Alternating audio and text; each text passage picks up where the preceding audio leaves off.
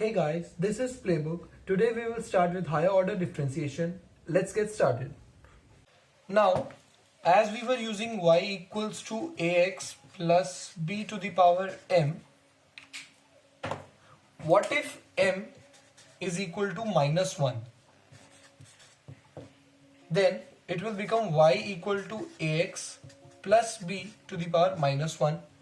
We can differentiate it. We will get y1 equals to minus 1, as this will carry forward, into a into ax plus b to the power minus 2, as minus 1 will become minus 2.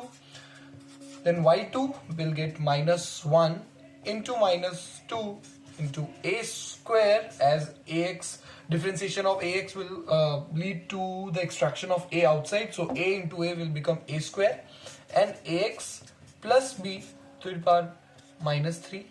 Similarly, while going in this direction, we can find yn equals to minus 1 into minus 2 into, like this, minus n a to the power n ax plus b to the power minus of n plus 1. Now we can write this as minus 1 to the power n into n factorial, and rest of this like the same, a to the power n ax plus b to the power minus of n plus 1.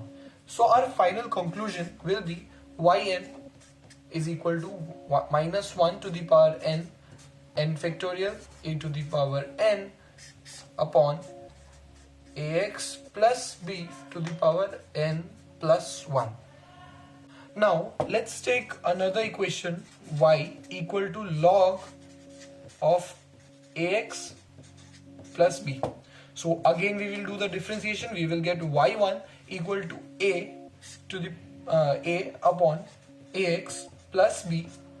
We can do the differentiation of y2 as minus a upon ax plus b whole square.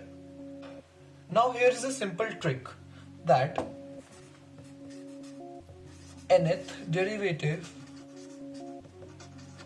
of y can be written as n minus 1th derivative of y1, and here y1 that we got here was a into ax plus b to the power minus 1.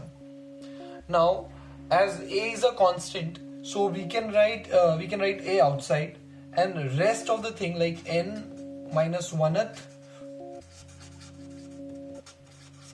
derivative of ax plus b to the power minus 1.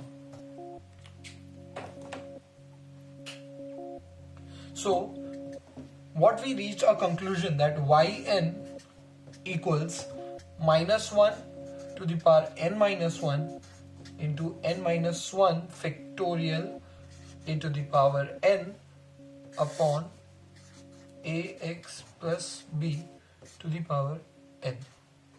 All these formulas that we have derived, that you have to remember, because this will act as a base formula for different questions that you will solve. As we are dealing with every type of problems, so let's consider as our fourth one, y equals to e to the power mx. Now y1 equals to m e to the power mx, because differentiation of e to the power x is e to the power x only, and differentiation of mx will give us m. Now again differentiation of y will give of y1 will give us m square e to the power mx, and so going on, we find yn equals to m to the power n e to the power mx. That's all for today. See you in the next one.